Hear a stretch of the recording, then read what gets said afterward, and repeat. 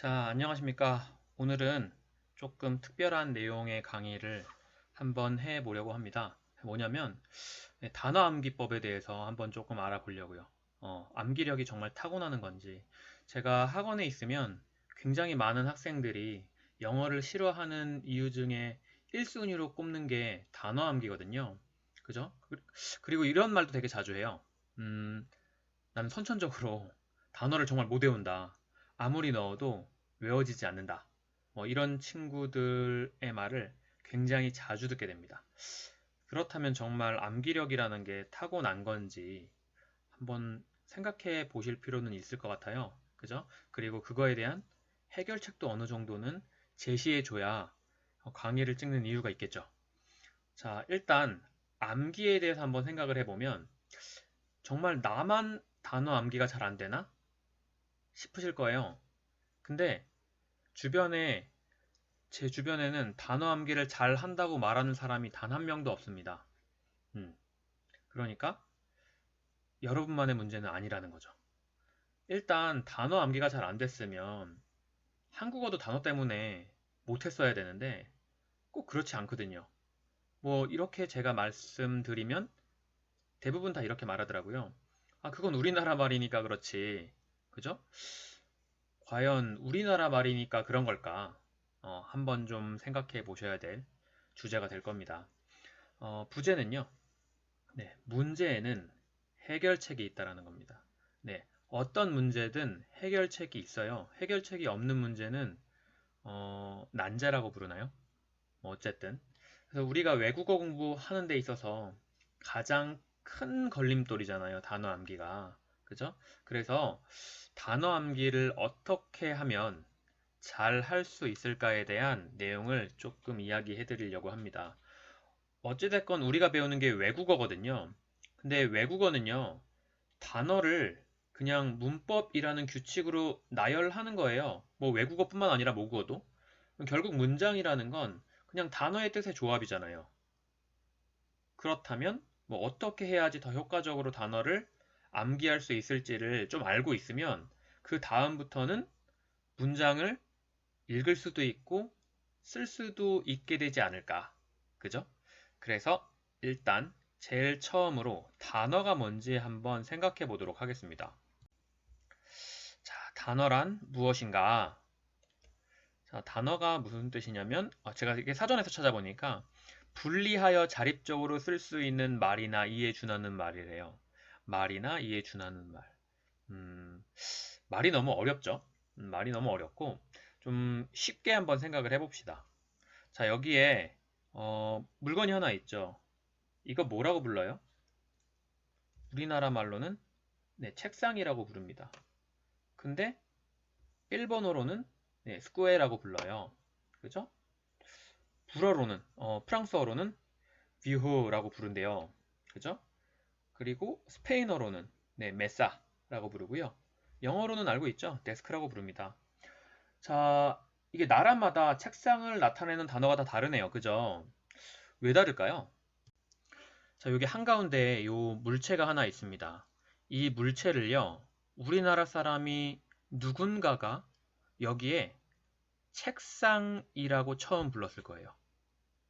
그죠? 근데 일본에서는 우리나라 말이랑 다른 일본어를 쓰니까 이 물체를 스쿠에라고 부른 겁니다.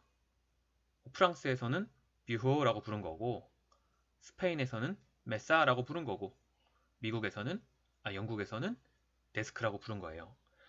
결국에는 있잖아요. 어떤 사물이 있는데 그 사물을요, 다른 사물과 구분하기 위해서 거기에다가 다른 소리를 부여합니다. 그 다른 소리가 그 사물의 이름이 되는 거고, 그 사물과 소리 사이에는요, 어떠한 특수한 연관관계도 없어요. 그렇기 때문에 책상이라는 이제 같은 사물을 갖고 있다고 하더라도 각 나라마다 다른 언어로 거기에 이름을 붙이니까 부르는 소리가 같을 이유가 없는 겁니다. 그래서 이 물체가 반드시 책상일 필요는 없죠, 이름이. 그렇다고 꼭 이 물체 이름이 데스크일 필요도 없어요. 이걸 좀 더 쉽게 생각해 보면 사람을 생각해 보면 조금 더 쉽거든요. 자, 이분 누군지 아시죠? 누구예요? 네, 미스 A의 수지입니다. 이 수지 성이 배씨거든요. 그래서 이름이 배수지예요. 근데 꼭 얘가 이름이 배수지일 필요는 없죠. 제일 처음에 그 아버지 혹은 어머니가 이름을 수지라고 지었기 때문에 배수지가 된 거 아닙니까? 그러니까 얘가 만약에 수지라는 이름이 아니라 뭐 태희라는 이름을 지었으면 이게 배태희는 되게 좀 이상하네요. 네, 어쨌든 배태희가 됐을 겁니다. 혹은 굉장히 독특한 성향을 가져서 아버님이 이제 이름을 쭈이라고 지었으면 배쭈이가 됐겠죠. 혹은 뭐 설현이라고 이름 지었으면 배설현이 됐을 거고요. 이거 좀 약간 배설하니까 좀 이상하네요. 성과 이름이 연결됐을 때 큰 타격이 있을 수 있는 이름이 될 수도 있구나. 네, 그리고 뭐 1988인가? 거기 나왔던 애 이름으로 그대로 썼으면 뭐 배혜리가 됐겠네요. 사실상 이 사람이 반드시 배수지라는 이름을 가질 필요는 없죠. 하지만 처음에 누군가가 수지라고 이름을 지은 거고 이제 우리는 계속 이 연예인을 수지라고 부르게 됩니다. 결국은 사물과 그게 가지는 그 사물의 이름 사이에서는요, 어떠한 특별한 연관관계도 없어요. 그래서 그걸 꼭 그렇게 불러야 되는 이유는 없지만, 근데 그 나라의 대다수의 사람들이 그렇게 부르고 있으니까 우리는 그걸 그대로 따라 부르는 거예요. 물론 이게 어, 꼭 반드시 같을 필요는 없지만 같을 수도 있죠. 어떤 경우를 생각해 보면 그러냐면 자, 요게 뭡니까? 요게.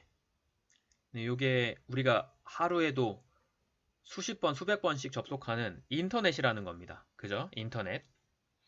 근데 요 인터넷 우리나라 말로 뭐라고 부르죠? 인터넷이라고 부르죠? 일본어로는요. 굉장히 길게 써 있는데 뭐 저는 뭐 일본어를 잘 못하니까 정확한 발음 모르지만 인터넷도라고 부른대요. 인터넷도. 그죠? 요건 프랑스어거든요. 근데 프랑스어로 스펠링은 똑같고 발음은 에테르넷이라고 부른대요. 에테르넷. 그죠?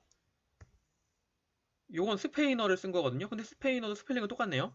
근데 발음할 땐 인테르넷, 인테르넷이라고 부른대요. 마지막 영어. 네, 영어는 아시잖아요. 인터넷. 그죠? 오, 되게 신기하게 아까 책상은 발음이 다 달랐죠. 책상, 스쿠에, 뷰호, 메사, 데스크 다 달랐는데 왜 인터넷은 발음이 다 똑같아?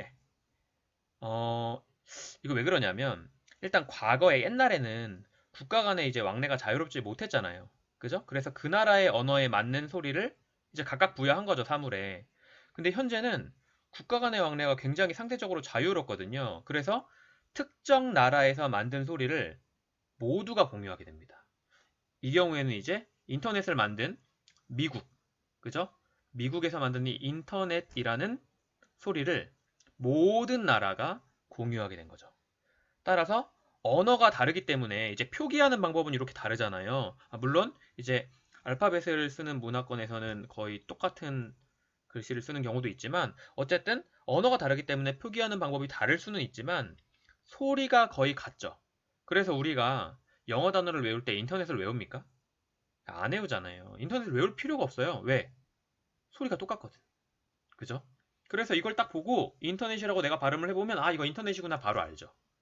이렇게 우리가 이제 최근에 갖게 된 단어들은 영어나 한국어나 똑같은 단어를 쓰는 경우가 많기 때문에 외우지 않아도 상관이 없습니다. 무슨 단어가 있습니까? 예를 들면 뭐 컴퓨터, 마우스, 모니터도 있고요. 버스, 스케이트보드, 햄버거, 스테이크, 카드, 컵, 댐. 댐이 영어인지 잘 모르는 분들도 계시더라고요. 시소. 그죠? 우리 타는 거 있잖아. 그네 시소할 때 그 시소. 그것도 영어거든요. 그리고 가끔가다 이제 영어와 우리나라 말이 교묘하게 혼합돼서 영어로는 존재하지 않는데 우리나라 말에서는 영어 단어라고 착각하는 것들도 몇 개 있죠. 예를 들어서 헤어 드라이기. 정확히는 헤어 드라이어잖아요. 그죠? 그리고 뭐 핸드폰. 원래는 셀룰러 폰이죠. 그리고 뭐 샤프. 정확히 이제 샤프라는 단어는 날카로운이란 뜻이고, 샤프라는 단어는 영어로 mechanical pencil 혹은 automatic pencil 혹은 뭐 propelling pencil이라고 하거든요. 그리고 뭐 우리가 흔히 잘못 또 쓰고 있는 것 중에 하나가 뭐 노트북. 노트북은 아시죠? 랩탑이라고 부르는 거. 그리고 맨날 이제 전기 꼽을 때 뭐라고 합니까? 우리가 콘센트라고 하잖아요. 콘센트라는 단어를 쓰지 않고요. 콘센트는 보통은 뭐 소켓이라고 부르거나 혹은 뭐 아울렛이라고 부르거나 그죠? 뭐 영국에서는 뭐 파워포인트라고 부르거나 뭐 어쨌든 굳이 우리가 외우지 않아도 되는 이런 것들도 있습니다. 하지만 이런 단어를 많이 쓸까요? 아니면 옛날부터 쓰던 단어를 많이 쓸까요? 당연히 옛날부터 쓰던 단어를 훨씬 더 많이 쓰겠죠. 그래서 단어를 외워야 되는데 그렇다면 이 단어를 외우는 걸 어떻게 좀 잘할 수 있을까? 한번 살펴보겠습니다. 일단 많은 친구들이 말하는 것 중에 하나가 이거예요. 한국어 단어는 외우지 않잖아. 영어도 한국어처럼 외우지 않았으면 좋겠어. 이렇게 생각을 하시거든요. 근데 과연 한국어 단어를 어떻게 외웠니? 이렇게 물어보면 대부분의 사람들이 저는 외운 적이 없는데요 라고 말을 합니다. 왜? 한국어는 모국어잖아요. 라고 말을 해요. 그렇다면 모국어는 외우지 않는 걸까? 그런가 정말? 자, 여기에 아기가 한 명 있어요. 아우, 토실토실하고 아주 귀여운 아기가 있는데 이 아기가 하루에 어떤 단어를 굉장히 많이 듣게 될까요? 일단 먹고 살아야 되니까 맘마 이런 단어 많이 들을 것 같고 그 다음에 자기가 공경에 처하면 이제 필요한 사람이 누구죠? 엄마. 그죠? 엄마. 혹은 뭐 맘마라고 부르기도 하죠. 어릴 때 맘마와 엄마는 동일한 인물입니다. 그리고 뭐 저녁 때마다 들어오시는 뭐 아빠도 있을 거고. 그리고 기저귀에 막 축축하면 쉬야. 그죠? 이런 것들. 그리고 좀 질퍽하면 네, 응아. 이런 단어 되게 많이 듣게 될 거거든요. 그래서 이런 단어를 계속 반복해서 듣다 보면 이 아기는 이 단어를 다른 것과 구분할 줄 알게 돼요. 근데 얼마나 많이 듣는지 아세요, 이걸? 수십 번, 수백 번, 수천 번을 듣습니다. 그래서 이런 단어를 아기는 외울 필요가 없는 거예요. 근데 만약에 이 아기가 미국에서 태어났다고 쳐봅시다. 미국에서 태어났으면 맘마라는 단어 대신에 무슨 단어를 들을까요? food. 네, food라는 단어를 듣겠죠. 엄마라는 단어 대신에 mommy라는 단어를 들을 겁니다. 아빠라는 단어 대신에 daddy, 쉬라는 단어 대신에 pee, 응아 라는 단어 대신에 poo라는 단어를 듣게 될 거예요. 이 아기는 이런 단어들을 당연히 외울 필요가 없겠죠. 그러니까 모국어라는 건 외우지 않아도 아는 게 아니라 주변에서 너무 많이 들어서 알고 싶지 않은데도 알게 된 거예요. 만약에 이 아기가 커서 이렇게 컸어. 정말 장난꾸러기처럼 생겼네요. 자, 이 아기가 크면 학교에서 이런 단어 많이 들어볼 겁니다. 관종. 그죠? 실화냐? 혹은 기모띠. 이거 진짜 엄청 많이 하시더라고요. 학원에 특히 또 여자애들이 엄청 많이 해. 처음에 참 어이가 없었습니다. 근데 이제 너무 많이 들으니까 익숙해졌어요. 그 다음에 뭐 쩐다. 뭐 이런 단어. 혹은 레알. 이런 단어를 많이 접하니까 이 아이가 이 단어를 외우지 않고도 자유롭게 쓸 수 있게 되는 겁니다. 결국 모국어라는 건 외우지 않는 게 아니라 외울 필요가 없는 거죠. 정확히는. 그죠? 너무 많이 들어서. 만약에 진짜 외우기 싫어도 이건 외워지는 거예요. 그럼 영어도 이렇게 하면 되겠네. 라는 생각이 조금 들죠. 그런데 여기에는 굉장히 큰 장애물이 있습니다. 일단 영어를 모국어처럼 배우려면 주변에 있는 모든 사람들이 영어만 써야 돼요. 그러니까 우리 부모님뿐만 아니라 친구, 학교 선생님, 뭐 길거리 지나가는 사람까지 전부 다 영어를 써야 된다고. 근데 그게 현실적으로는 불가능하죠. 그럼 두 번째로 내가 영어권 국가에 가버리면 됩니다. 주변에 모든 사람들이 영어를 쓸 테니까 영어권 국가에 가버리면 돼요. 근데 이건 가능은 한데 시간이나 비용적인 문제가 너무 크죠. 그래서 결론적으로는 영어 단어를 모국어처럼 습득하는 건 대다수의 학생들에게는 거의 불가능에 가깝습니다. 그리고 가끔 이런 말씀하시는 분 계세요. 문법을 배우지 않아도 영어 문장을 많이 읽으면 된다. 근데 이 문법 경우도 이 영어 단어를 모국어처럼 익히지 못하는 이유랑 마찬가지인데 원어민처럼 굉장히 많은 문장을 통해서 자연스럽게 문법을 익히면 좋죠. 좋지만 한국에서는 그게 거의 불가능해요.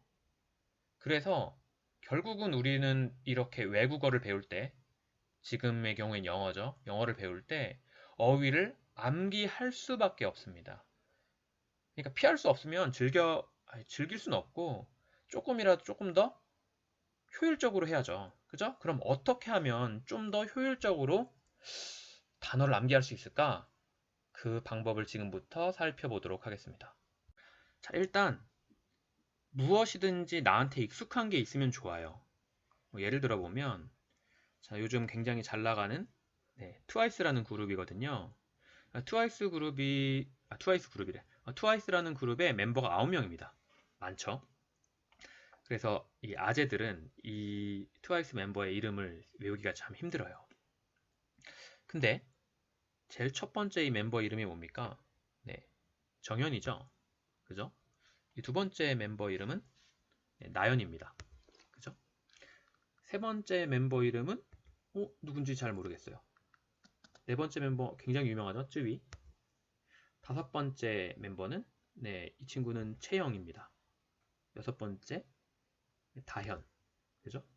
그리고 일곱 번째 일본인 멤버잖아요. 그죠? 사나. 그리고 여덟 번째는 미나입니다. 그리고 마지막에 이 친구가 아마 리더였던 것 같은데 아닌가? 어쨌든 지효. 자, 이렇게 우리한테 굉장히 익숙한 혹은 저한테만 익숙한 이러한 정보가 있어요. 그래서 문제는 이 친구 이름이 잘 기억이 나지 않고 잘 모르겠다라는 겁니다. 그렇지만 제가 지금 나머지 8명의 멤버의 이름을 잘 알고 있잖아요. 그러다 보니까 상대적으로 이 한 명만을 여기에 끼워 넣는 건 굉장히 쉽죠. 이 친구 이름은 모모입니다. 그죠? 일본인 멤버고. 근데 어쨌든 이렇게 이 모모라는 이름을 모른다고 하더라도 주변에 있는 다양한 정보를 내가 알고 있고 그 정보에 굉장히 익숙하기 때문에 그 익숙한 것 사이에서 새로운 정보 하나를 끼워 넣는 건 그렇게 어려운 일이 아니에요. 그럼 익숙하지 않은 정보끼리 모여 있으면 어떻게 될까요? 예를 들면 요런 아저씨들이 있습니다. 밴드예요, 밴드. 첫 번째 이 밴드의 멤버 이름이 카일. 두 번째는요. 호세. 이게 스페인 그룹이라서 조세가 아니라 호세. 그죠? 세 번째 콴도. 네 번째 멤버 이름은 세타. 다섯 번째 멤버 이름이 비스예요. 잘 외워집니까? 만약에 제가 이렇게 놓고 나서 이 이름을 지워버립니다. 이렇게. 첫 번째 멤버 이름 뭐였어요? 첫 번째 멤버 카일. 두 번째 호세. 세 번째 콴도인가? 다섯 번째는요. 이렇게 되는 거예요. 이 5명이 전부가 여러분한테 익숙한 사람이 아닙니다. 그러다 보니까 여기에서 하나를 모르게 될 경우에 바로바로 정보가 떠오르지가 않아요. 그러니까 제가 뭘 말하고 싶었던 거냐면 우리는 어떤 단어를 외울 때 있잖아요. 그 단어 하나만을 기억하는 게 아니라 그것과 관련된 여러 것들을 함께 기억한다는 거예요. 그래서 결론적으로는 아는 게 많을수록 암기도 더 잘 됩니다. 그 아는 거라는 건 이제 우리한테 익숙한 걸 말하는 거겠죠. 그래서 그 주위에 이미 익숙한 것들이 많이 배치되어 있으면 그만큼 암기도 훨씬 더 잘하게 돼요. 얼마 전에 보니까 그 시사 프로그램인가? 아니 뭐 짤방으로 돌아다니던데 유시민 작가님이 이런 말씀하시더라고요. 뭐 역사에 대한 교양이나 지식이 부족해서 어려움을 겪는 사람들은 보통 이제 역사뿐만 아니라 모든 분야의 지식이나 교양이 부족할 가능성이 높다. 어, 이게 그걸 말하는 거예요. 아, 주변에 아는 게 많으면 많을수록 더 잘 외워지고요.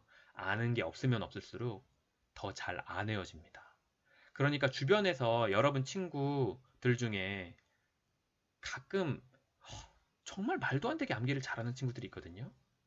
그런 친구들은 잡다한 지식이 많을 가능성이 높아요. 그죠?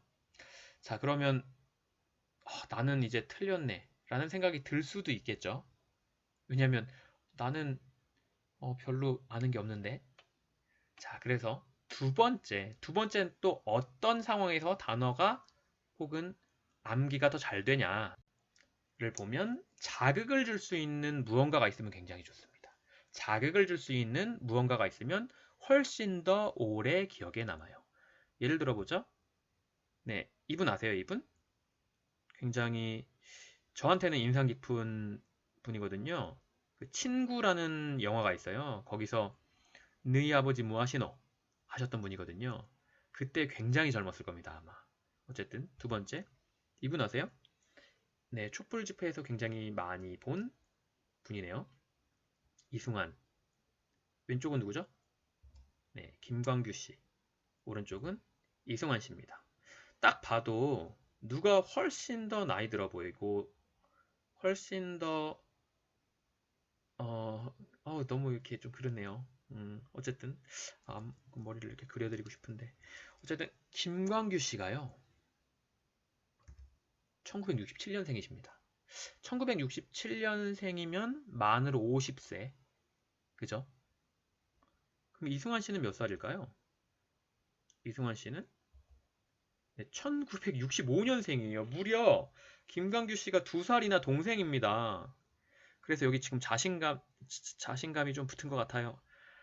야, 지금 이런 정보를 볼 때 여러분한테 가장 먼저 기억에 남을 내용이 뭘까요? 1967년? 1965년?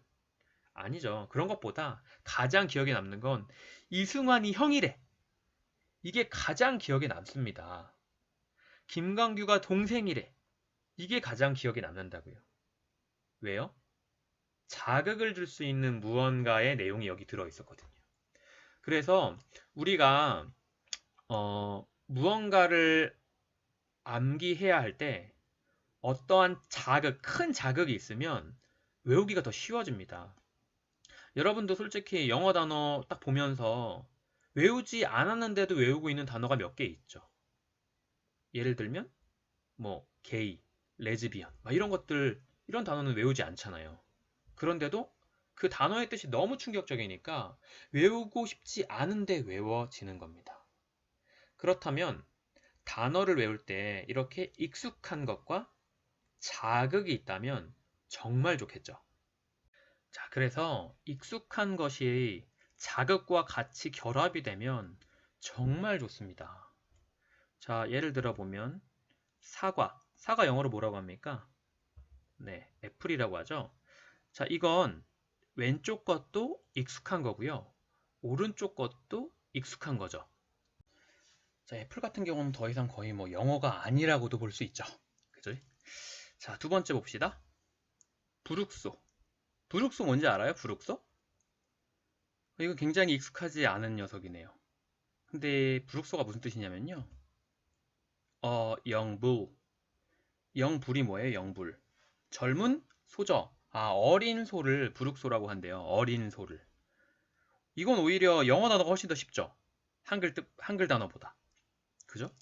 세 번째, 변비. 변비 뭔지 알죠? 렁이 안 나오는 거잖아요. 그죠? 잘 안 나오는 거. 렁 구멍이 찢어질 것 같은 그런 거 있잖아요. 저는 한 번도 경험해보지 못한. 이거 영어로 뭔지 아세요? 변비 너무 쉬운 단어잖아요. 근데 영어로는 한 번도 별로 생각해 볼 일이 없었죠.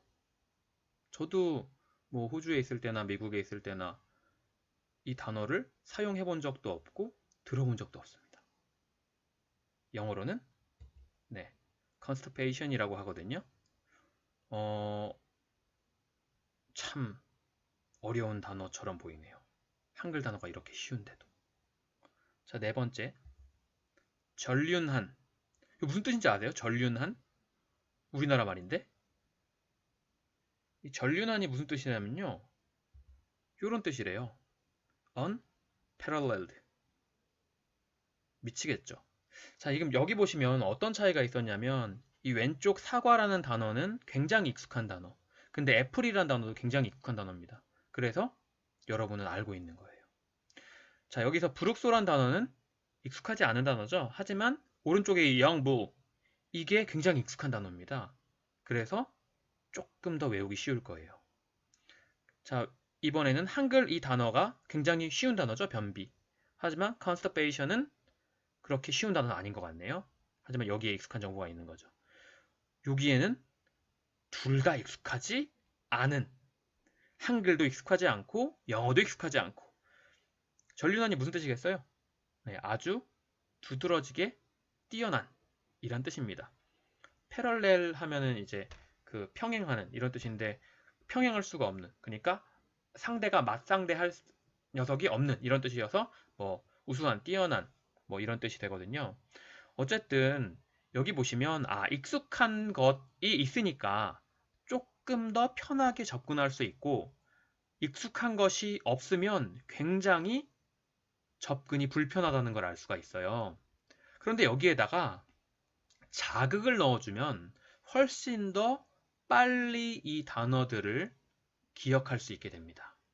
예를 들면 사과라는 단어가 애플이다 라는 걸 보기 전에 이런 이미지, 사과에 대한 이미지를 하나 보는 것만으로도 훨씬 더 빨리 기억에 들어가게 돼요. 예를 들어서 브룩소라는 단어를 보기 전에 이렇게 귀여운 대두, 어린 소를 먼저 보게 되면 훨씬 더 빨리 기억에 남게 됩니다. 네, 두렵네요. 다음 그림이. 어우, 그림이 너무 리얼한데? 반쯤 나왔는데요? 네, 어쨌든 이런 그림을 보고 나서 변비를 보면 훨씬 더 기억에 잘 오래 남는다는 거죠. 그리고 전륜한 이렇게 어려운 단어도 먼저 요렇게 요 복싱 선수 누군지 아세요? 유명한 분인데 얼마 후에 이제 그 UFC 선수랑 경기하는 메이웨더거든요. 이 사람은 전적이 무패복서죠. 그래서 정말 복싱에서는 두드러지게 뛰어난 사람이니까 이런 것들을 보면 자극이 같이 오기 때문에 더 오래 기억에 남게 됩니다. 왜냐하면 이 그림이나 사진 같은 것들 있잖아요. 이게 자극의 요소인데 이 시각적인 정보는요. 다른 감각에 비해서 훨씬 더 신속하고 그리고 기억에도 훨씬 더 강렬해요. 인간 기억의 65% 이상이 이런 시각적인 정보라고 하더라고요. 그죠? 자, 그래서 이렇게 볼 수 있어야 되는데 이걸 그럼 어떻게 여러분이 보는 단어장에 적용을 할지 한번 단어장의 구성을 보면서 적용해 보도록 해봅시다. 자, 여러분의 단어장은요, 이런 식으로 편집이 되어 있어요. 제일 처음에 단어가 나오죠. 물론 이 단어의 뜻은 굉장히 쉬우니까 알고 계시겠지만 모른다는 가정하에 이 단어가 무슨 뜻일까요? 그럼 이제 오른쪽을 보게 됩니다. 그럼 오른쪽에 뭐가 있냐면 이 단어의 뜻이 나와요. 명사이고 청중, 관중, 관객이란 뜻이다. 그리고 그 아래는 전통적으로 이렇게 예문이 나옵니다. 그리고 그 예문 아래, 네, 그 예문의 뜻이 나오죠. 자, 이 방향은요, 별로 좋은 방향이 아니에요. 왜 좋은 방향이 아니냐? 왜 좋은 방향이 아닐까요? 한번 생각해 보세요, 스스로. 이게 왜 좋은 방향이 아니냐면, 일단 오디언스라는 이 영어 단어가 모르는 정보예요. 그러니까 익숙하지 않은 정보라고. 그죠? 이 익숙하지 않은 모르는 정보가 어디로 향하냐면, 네, 아는 정보 쪽으로 향합니다, 우리가. 익숙한 정보 쪽으로. 그리고 나서 이 예문으로 옮겨지죠. 그 예문은 조금 이제는 이 뜻을 알았기 때문에 덜 모르는 정보가 됐죠. 매우 애매한 정보가. 그리고 나서 다시 네, 그 예문의 뜻, 우리가 알고 있는 정보, 익숙한 정보. 그러니까 너무 왔다리 갔다리 한다는 거죠. 모르는 정보로 갔다가 아는 정보로 갔다가 덜 모르는 정보로 갔다가 그 다음에 아는 정보로 갔다가 그죠? 이러면 여러분이 이걸 기억하는 데 있어서 어떠한 자극을 줄 수가 없습니다. 자극을 줄 수가 없어요. 그러면 도대체 어떻게 보는 게 훨씬 더 좋은 방법일까? 일단 여러분한테 자극을 줘야 됩니다. 자극을. 그 자극을 줄 수 있는 게 이런 그림이나 일러스트 같은 것들, 사진 같은 것들. 이게 뭘까요? 사람이 굉장히 많이 모여 있네요. 그죠? 사람이 굉장히 많이 모여 있다. 무슨 뜻일까? 그래서 한글 단어 뜻이 나옵니다. 아, 청중, 관중, 관객이란 이 그림이 청중, 관중, 관객이구나. 그죠? 자, 그리고 나서 예문이 나옵니다. 예문에는 The audience applauded 가 돼 있어요. 그렇다는 건 우리의 호기심을 또 자극합니다. 여기서 뭐냐면 이 청중이나 관중이나 관객이라는 뜻을 가진 영어 단어가 이 세 단어 중에 하나인 거예요. 근데 대부분 알고 있는, 그러니까 영어를 기본적으로 좀 하시는 분들은 더가 정관사라는 건 알고 계시고, 그 다음에 이 명사가 명사 자리니까 여기가 명사 자리고 여기가 동사 자리라는 걸 아시잖아요. 그래서 오디언스가 네, 청중이나 관중이나 관객이라는 걸 어렴풋이 눈치챌 수가 있습니다. 물론 예문에 따라 좀 다르기도 하겠죠. 자, 그리고 나서 청중은 박수를 보냈다. 아, 그럼 오디언스가 청중이구나를 알게 되죠. 여기에 더불어 어플로드가 박수갈채를 보내다라는 뜻도 같이 가져가게 됩니다. 가져가게 됩니다. 그리고 제일 마지막에 뭐가 나오는 거죠? 네, 이렇게 어리언스가 나오는 거죠. 그러니까 단어장이 이렇게 생기진 않았어요. 모든 단어책은 이렇게 생기지 않았습니다. 하지만 여러분은 이런 방향으로 단어장을 보셨으면 좋겠어요. 이게 좀 자극을 더 줄 수 있거든요. 일단 제일 처음에 제가 그림을 드렸죠. 이 그림이 여러분이 아는 정보예요. 시각적 정보. 그죠? 그리고 그 다음에 한글 뜻이 나왔습니다. 이 한글 뜻도 아는 정보예요. 익숙한 정보. 그리고 그 다음에 제가 예문을 넣었어요. 그 예문을 넣어줌으로써 이 예문 안에서 어떤 단어가 청중이나 관중이나 관객이 될지를 궁금증을 자극하게 됩니다. 그죠? 그러니까 이 앞에서 본 그림과 사진 그리고 한글 단어 뜻 때문에 이 예문 안에서 여러분이 유추할 수 있는 정보가 생기는 거예요. 그리고 나서 마지막에 한글 뜻으로 뭐 하는 겁니까? 아는 정보를 통해 더 도움을 주는 거죠. 이 예문을 볼 수 있도록.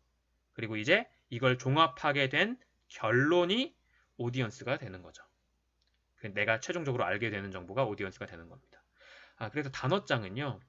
되도록이면 한글 뜻부터 먼저 보는 게 좋아요. 왜냐하면 대부분의 단어장에 그림은 없으니까. 그죠? 그림이 있으면 참 좋을 텐데.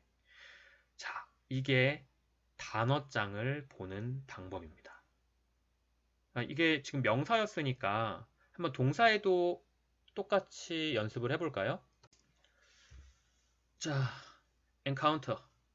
무슨 뜻인지 모르셔도 상관없어요. 일단 모르는 단어가 나옵니다. 그 다음에 이제 뜻이 나오죠. 우연히 만나다, 마주치다, 위험에 부딪히다. 그리고 문장이 나오고 그거에 대해서 뜻이 나옵니다. 이게 일반적인 편제 순서예요. 하지만 우리는 제일 처음에 이런 그림, 사진을 통해서 시각적인 정보 그리고 자극을 받습니다. 유추해 보세요, 이걸. 일단 사람이 있고요. 그리고 뒤에 곰이 한 마리 있습니다. 자, 여러분이 제일 먼저 떠오르는 건 어떤 느낌이에요? 밥이 간식을 들고 있군. 곰이 이렇게 생각할 수 있겠고, 혹은 오늘은 생선덮밥이구나. 뭐 이런 식으로 생각할 수도 있겠고, 뭐 먹이가 먹이를 물었네. 뭐 이런 식으로 생각할 수도 있겠죠. 근데 이런 그림에서 무슨 단어가 나오냐면 우연히 만나다 마주치다 위험에 부딪히다라는 동사가 나왔어요.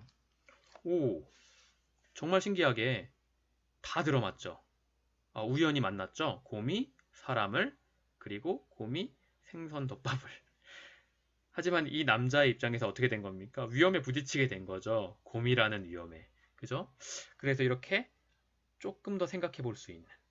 그 다음에 예문을 듭니다. 그는, 자, 이 지금 영어 문장 안에서 만나다, 마주치다, 부딪히다 라는 단어가 있어요.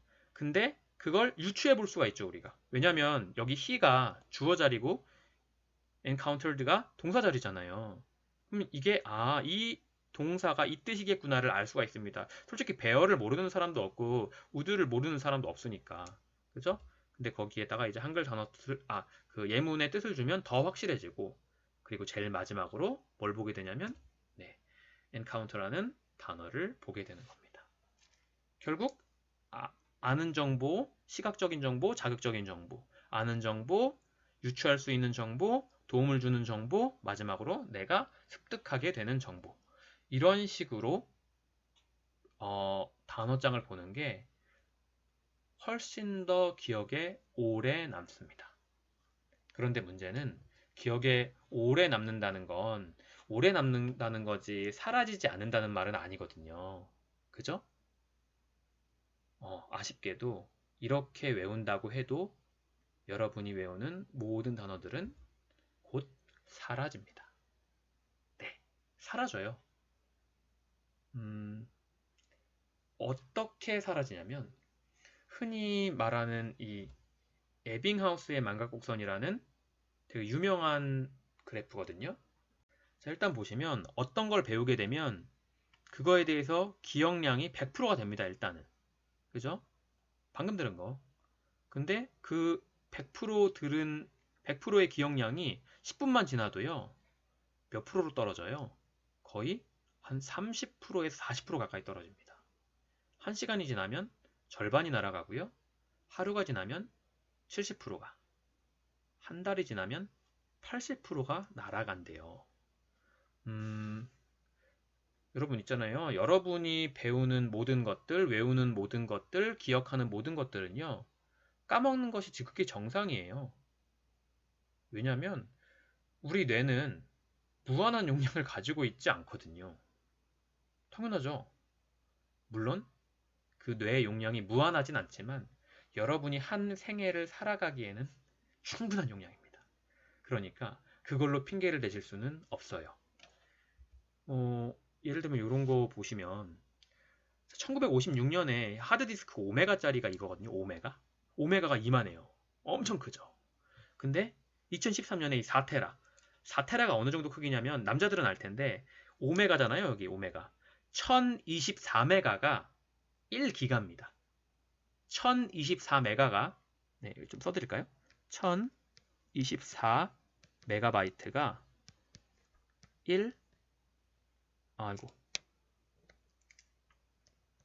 기가바이트예요. 근데 이 1기가바이트가 1024개 모이면 그게 1테라바이트입니다. 근데 그게 4개가 모이면 4테라바이트가 되는 거예요. 몇 배야 도대체? 여기서 여기까지. 기계는 이렇게 엄청나게 발전해 왔다고. 근데 문제는 인간의 뇌는요. 1956년의 뇌나 2013년의 뇌나 똑같습니다. 별로 변한 게 없어요. 그죠? 하지만 이 뇌는 굉장히 정교한 녀석이라서 내가 받아들이는 정보를 어떤 녀석을 그 단기 기억력에 넣어야 될지, 어떤 녀석을 장기 기억력에 넣어야 될지를 명확하게 구분합니다. 자, 그러면 우리의 목표는 뭡니까? 네, 우리가 가져가야 되는 정보를 장기 기억력 속에 넣는 게 우리의 목표가 되겠죠? 자, 그렇다면 어떻게 해야 되냐? 그거에 대한 해답은 다음 페이지로. 네, 그러니까 우리 목표는 이걸 덜 사라지고 조금 더 오래가게 만드는 겁니다. 그게 바로 복습이에요. 네, 복습. 자, 기억률이 100%에서 계속 떨어져 가죠? 그때 첫 번째 복습을 해주면 다시 100%로 끌어올릴 수 있습니다. 그러나 그 녀석마저도 여전히 떨어져 내려갑니다. 그때 두 번째 복습이 들어가면 다시 또 100%로 끌어올립니다. 당연히 그렇다고 하더라도 계속 떨어져 나갑니다. 세 번 복습합니다. 그래도 떨어져 나갑니다. 네 번 복습합니다. 그래도 떨어져 나갑니다. 5번 복습합니다. 자, 그래프가 어떻게 되고 있죠? 기울기가 점점 더 완만해지고 있죠? 그죠? 아, 우리가 받아들인 정보를 장기 기억력으로 보내는 가장 좋은 방법은 복습이에요. 복습. 쉬운 말로 하면 반복이죠. 반복. 자, 그러면 장기 기억력에 보내는 판단 기준이 있을 거 아닙니까? 뇌에. 그 뇌가 어떤 정보를 단기 기억으로 저장할지 장기 기억력으로 저장할지는 일단 제일 첫 번째, 정보에 대한 자극의 세기가 세면 그러면 그건 장기 기억력 속에 기억될 확률이 높아요. 예를 들면 어렸을 때 막 공포 영화를 봤다든가 아니면 뭐 굉장히 충격적인 경험을 했다든가 이런 것들이 있죠. 그런 것들은 정보에 대한 자극이 세니까 장기 기억력에 남게 돼요. 저도 어렸을 때 동네 형한테 맞고 와가지고 막 울면서 아빠를 찾아가는데 아빠가 발로 배를 찼던 기억이 있거든요. 어디서 맞고 다니냐고? 안 잊혀져요. 그 장면이. 그 전체적인 장면이 영화를 찍은 것처럼 정말 정교하게 내 머릿속에 남아 있습니다.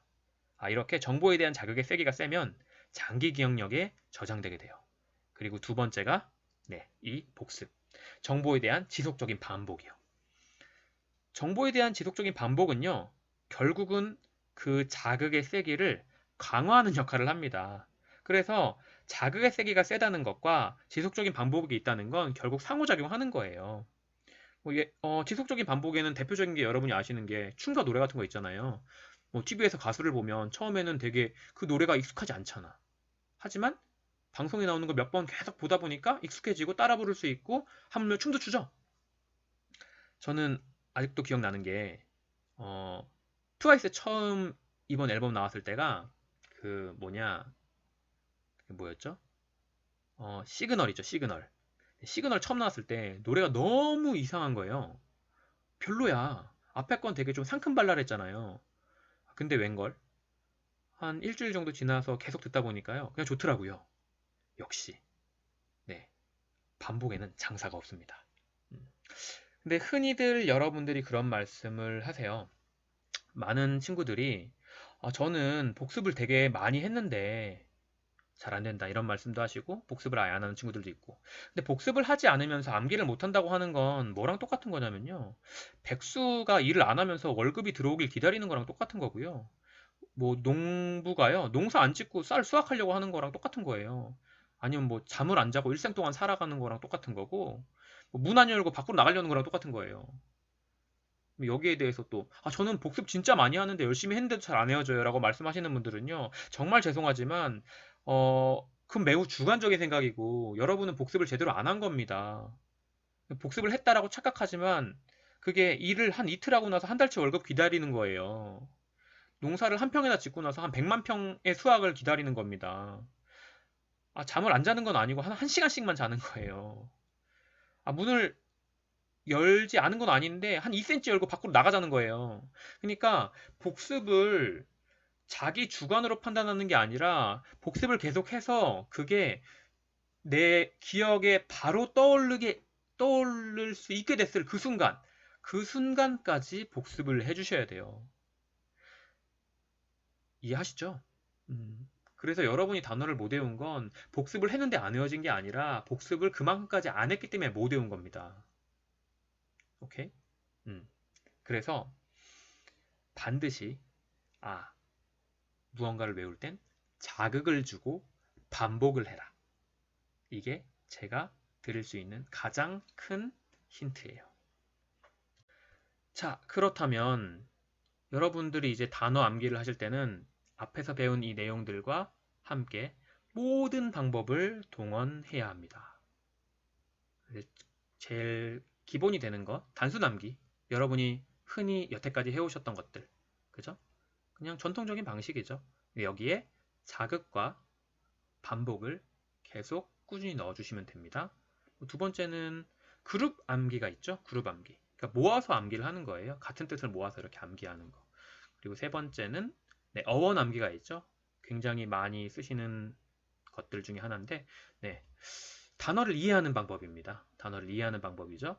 네 번째는 이제 연상 암기가 있어요.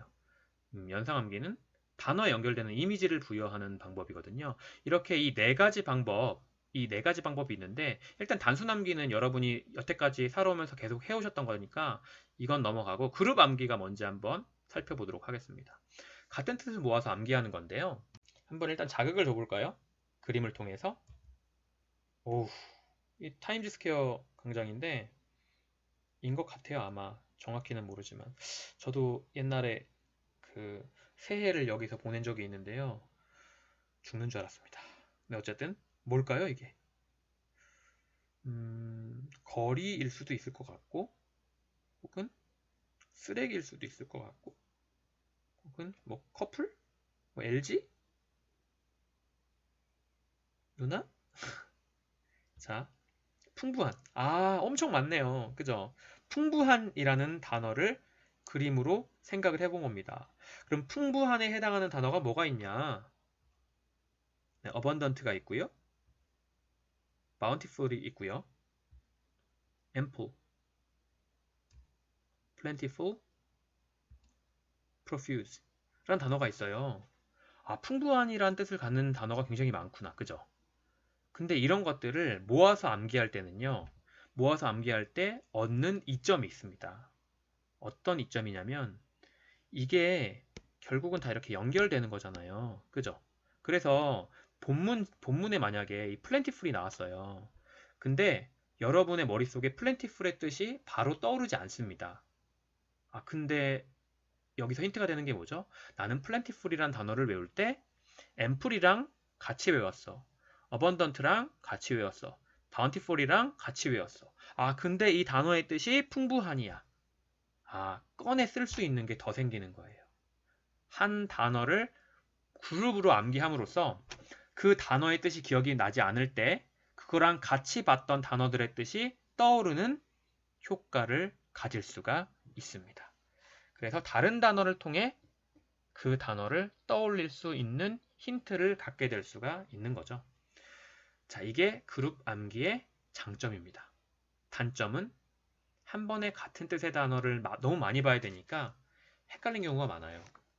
그리고 단어가 비슷한 경우도 많기 때문에 그게 조금 힘든 경우도 있죠. 자, 그럼 세 번째는 이제 어원 암기예요. 어원 암기라는 건 우리나라 말의 한자 같은 거라고 생각을 하시면 돼요. 단어를 이해하는 겁니다. 그 단어가 가지는 뭐 어근, 접두사, 접미사 같은 이제 어원을 통해서 단어를 이해하면서 암기하는 거예요.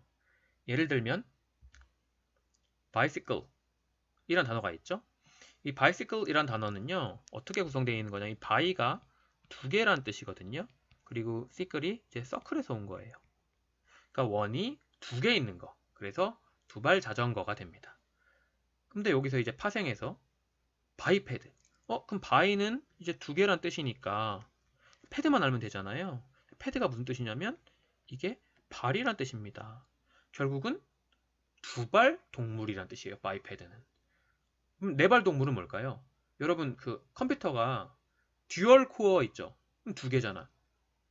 그거 듀얼 코어가 아니라 대가리가 4개 달린 건 뭐라고 합니까? 쿼드 코어라고 하죠. 그래서 쿼드러패드 하면 네발 동물이 돼요. 그건 뭐 넘어가고. 그리고 여기서 이제 페더스트리언 이 패드가 무슨 뜻이라고 그랬죠? 이게 발이라고 그랬잖아요. 발. 네, 스트리언 하면 패드, 패대까지 해야 돼요. 네, 패드, 패대 이게 발이란 뜻이거든요. 근데 스트리언이 이제 걷는 사람이란 뜻이에요. 걷는 사람. 발로 걷는 사람. 보행자입니다. 보행자. 자, 여기서 센티피드. 센트가 이게 100개란 뜻이거든요. 피드는 이제 발이란 뜻이라고 그랬잖아요. 그럼 100발이잖아요. 100발이. 그러니까 머리가 하얀 그런 사람이 아니라 다리가 100개 있을 정도로 많은 거. 지네. 네, 지네란 뜻이에요. 센티피드가. 물론 지네가 다리가 100개는 아니에요. 종에 따라서 뭐 40개도 있고 50개도 있고 한다고 하더라고요. 자, 그리고 여기서 페디큐어. 페디는 이제 발이란 뜻이고 큐어는 이제 치료잖아요. 그죠? 발 치료. 그래서 옛날에는 이게 이제 발 수술로 쓰였었는데 요즘에는 그냥 발 미용입니다. 발 미용. 발 미용. 발에 이제 치료를 가하는 발 미용. 여러분 이 페디큐어 말고 이제 많이 하는 게 뭐죠? 매니큐어잖아요. 그죠? 어쨌든 이런 식으로 단어를 확장해 나갈 수 있어요. 매니큐어. 이거. 그러면은 이제 큐어는 치료라는 거 알았으니까 매니는 뭐란 뜻이겠어요? 손이란 뜻이겠죠. 그죠? 여기 또 확장할 거 있나? 센티에서 네, 센츄리. 센츄리가 무슨 뜻이에요? 색이란 뜻이잖아요. 근데 센트가 들어갔네요. 이게 100개. 1년이 몇 개 있는 거? 100개 있는 거. 그게 색이죠. 이런 식으로 단어를 확장해 나갈 수 있습니다. 그러니까 하나의 어원을 통해서 다양한 어휘를 확장해 나갈 수가 있는 거죠. 근데 문제는 이것도 단점은 있죠. 단점은 뭐냐면 모든 단어에 다 적용되는 건 아니에요. 어원을 안 쓰는 단어도 있잖아요. 우리나라 말에 순수 한국어가 있듯이. 그지? 한자를 차용하지 않은 단어들도 있으니까. 그죠? 모든 단어에 다 쓰이는 건 아니다. 라는 점과 일단 처음에 이걸 시작할 때는 이렇게 어원을 외워줘야 되는 또 부담도 어느 정도가 있는 거죠. 그래서 뭐 완벽한 방법은 아니지만 굉장히 좋은 방법 중에 하나입니다. 자, 이제 마지막으로 볼 녀석이 연상암기예요. 이 연상암기는 우리나라에서 굉장히 조금 폄하되는 그런 느낌이 조금 있거든요. 근데 그렇게 볼 건 아니라고 저는 생각을 합니다. 제가 그런 말씀 드렸잖아요. 이미지라는 자극을 잘 활용해야 된다. 그죠?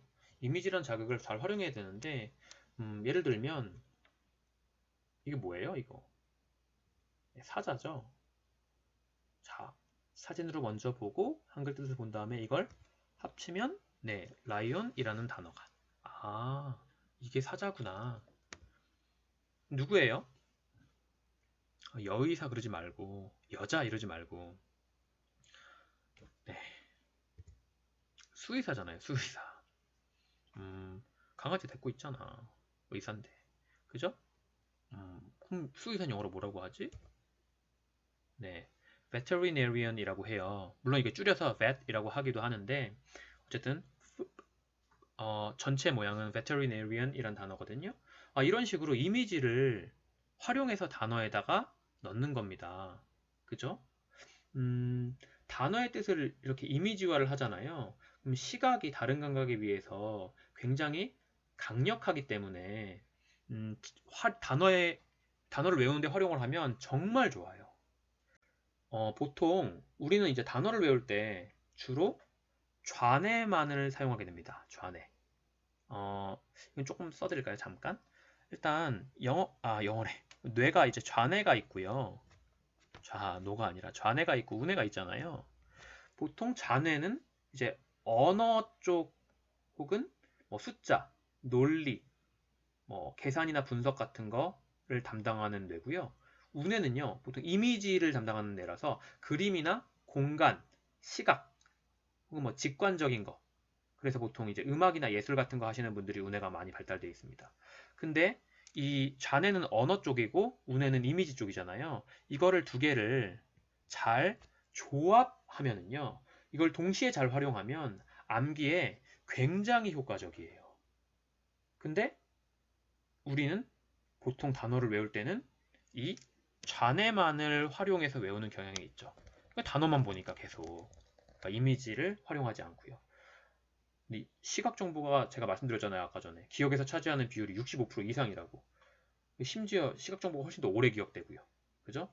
그래서 여러분의 그 단어장만 보는 방법은 굉장히 비효율적입니다. 그래서 나온 게 이제 연상암기고요. 이거를 가장 잘 설명하는 이론이 이제 듀얼 코딩 시어리라고 해서 이중 부호화 이론이에요. 자, 이중 부호화 이론이 뭐냐면 일단 어떠한 대상을 두 가지 부호로 기억할 경우에 정보가 훨씬 더 잘 저장된다라는 겁니다. 그죠? 그래서 첫 번째 부호는 뭐냐면 이제 언어 정보. 언어 정보. 그거는 이제 시간적으로 부호화가 되어 있고 시각 정보. 시각 정보는 공간적으로 부호화가 되어 있어요. 그래서 언어 정보, 그러니까 좌뇌에서 판단하는 거, 그리고 시각 정보, 우뇌에서 판단하는 걸 두 개를 동시에 활용할 경우에는요, 나중에 여러분이 정보를 이제 꺼내야 되잖아요. 정보를 꺼낼 때 둘 중에 어느 것을 인출해도 그 항목을 재생을 할 수가 있게 되는 거예요. 그러니까 뭐 언어적으로랑 그 시각적으로 같이 알고 있으면 시각적인 정보만 꺼내와도 언어적인 정보가 같이 따라오고 언어적인 정보만 꺼내와도 시각적인 정보가 같이 따라오는 이렇게 서로가 정보를 꺼낼 때 하나의 부호를 갖는 것보다 훨씬 더 꺼내 쓸 수 있는 확률이 높아지는 거죠. 물론 이때 이미지는 너무 단순하면 안 돼요. 예를 들어서 뭐 그 선만 몇 개 찍찍 긋고 아 이게 이미지야 이래도 안 되고 혹은 또 너무 복잡해도 안 됩니다. 예를 들어 인간을 나타내는데 막 속눈썹에 털에다가 막 그 숨구멍까지 다 그리고 막 이런 거 안 돼요. 그래서 이미지랑 단어가 가장 적합한 상태로 결합할 때 기억이 잘 나게 됩니다. 그래서 앞에서 했던 게 제가 그 시각적인 이미지 사진이나 이런 거 준 거 있잖아요. 그것도 연상 암기의 하나가 될 수 있고요. 그리고 우리나라에서는 이 연상 암기가요. 보통은 요런 방식으로 많이 쓰입니다. 뭐냐면 address, desperate, aware, condemn, wipe, urgent. 요걸 외울 때 되게 대표적인 분이 이제 K 선생님이랑 이제 S 선생님이 계시는데 address가 이제 연설하다라는 뜻이 있어요.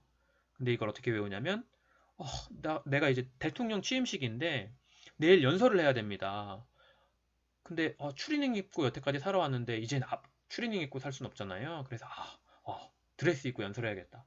드레스 입고 연설해야겠다. 그래서 어드레스 연설하다가 되는 겁니다. 되게 황당하죠? 근데요, 이게 굉장히 과학적인 방법이에요. 두 번째, desperate. 이게 절망적인이랑 필사적인이란 뜻이거든요. 절망적인이랑 필사적인. 이거는 여러분이 이렇게 생각하는 거예요. 여러분이 슈퍼집 주인이야. 슈퍼집 주인인데 그냥 조그만 그 구멍가게를 하고 있습니다. 근데 옆에 큰 슈퍼가 들어온 거예요. 그래서 야, 어느 정도로 큰 슈퍼인데 대슈퍼, 대슈퍼. 저도 어이없어요. 네. 대스퍼래, 큰 슈퍼래. desperate. 그죠? 그래서 난 되게 절망적이지만 하지만 우리 가족을 먹여 살리기 위해서는 뭐 해야 돼? 필사적으로 일을 해야죠, 이제. 그래서 절망적인이랑 필사적인. 그죠? aware. 뜻은 무엇을 알고 있는 이라는 뜻입니다. 알고 있는. 너 그거 어떻게 알고 있었어? 외워서 알고 있어. 외워서 알고 있어. 외어 알고 있는. 그죠? 뭐 condemn. 이게 비난하다는 뜻인데요. 우리가 그 집 앞에 강물이 흘러요. 그래서 그걸 식수로 먹고 있었거든요. 근데 윗마을에서요. 더 이상 우리한테 물 안 주려고 거기다 큰 댐을 건설한 겁니다. 그래서 우리는 윗마을을 뭐 하겠어? 큰 댐을 지어놨다고 이제 비난하겠죠. condemn 비난하다. 자, 참으셔야 돼요. 네, 어쨌든 와이프. 와이프가 이게 닦다라는 뜻이거든요. 닦다. 그죠? 집에 갔더니 내 와이프가 바닥을 닦고 있어요. 내 와이프가 바닥을 닦고 있어요. 그래서 닦다. 그죠? urgent는요. 긴급한, 다급한 이런 뜻인데요. 여러분 그 군대 가셨어요. 군대. 근데 갑자기 사이렌이 막 울립니다. 막 총 갖고 다 집합하래. 왜 그래? 왜 이렇게 긴급한 거야? 그랬더니 전투야. 전투. 전투. 네. 이런 식으로 연상 암기가 쓰이고 있어요. 우리나라에서. 근데 이게 굉장히 유치해 보이지만 매우 효과적인 방법 중에 하나입니다. 그러니까 이건 뭐냐면 그 책 안에다가 이미지를 넣을 수 없으니까 이 단어의 발음 가지고서 이미지를 떠올리게 하는 방법인 거예요. 즉, 자극을 하나 더 부여하는 거죠, 외울 때. 그래서 이걸 비난하지 마시고 이걸 잘 활용하려고 해보셔야 돼요. 물론 지금 언어적인 정보랑 이미지적인 정보가 들어갈 때 이미지적인 정보는 보통 무제한적으로 들어갈 수 있다고 해요. 하지만 언어적인 정보는 무제한으로 들어갈 수가 없거든요. 그래서 이런 연상 암기 같은 걸 하실 때는요. 너무 많은 단어를 한꺼번에 보시면 안 돼요. 너무 많은 단어를 한꺼번에 보시면 단어가 꼬입니다. 연상과 뜻이 꼬이게 돼요. 100%. 그래서 한꺼번에 많은 단어를 보지 않으면 굉장히 효과적인 방법 중에 하나로 활용할 수가 있으실 거예요. 그리고 여기에 조금 더 주의하셔야 될 점이 있는데, 이 연상 암기 하시는 분들은요, 반드시 복습을 해주셔야 됩니다. 복습을 안 하시는 분들은요, 절대 이거 사용하시면 안 돼요. 절대 사용하시면 안 돼요. 왜냐면, 복습을 안 하시면, 이 앞에서 일단 그 연상을 했잖아요, 연상을. 그래서 이제 연상을 해가지고 이 단어를 암기했잖아요. 근데 복습 안 하시면, 그 더 여기서 자극을 줄 수 있는 정보가 이 연상에 대한 정보거든요. 그러다 보니까 이 단어의 뜻은 떠오르지 않고 연상하는 과정의 그 내용만 떠오릅니다. 복습을 하지 않으시면. 그럼 망하는 거예요. 그러니까 데스퍼레이트를 보면서 뭘 떠오르시냐면 큰 슈퍼를 떠올려요. 큰 슈퍼를. 큰 슈퍼. 이 뜻이 큰 슈퍼가 아니잖아요. 그죠? 그런데도 불구하고 가장 나한테 자극이 크게 왔던 정보들을 기억하게 된다고요.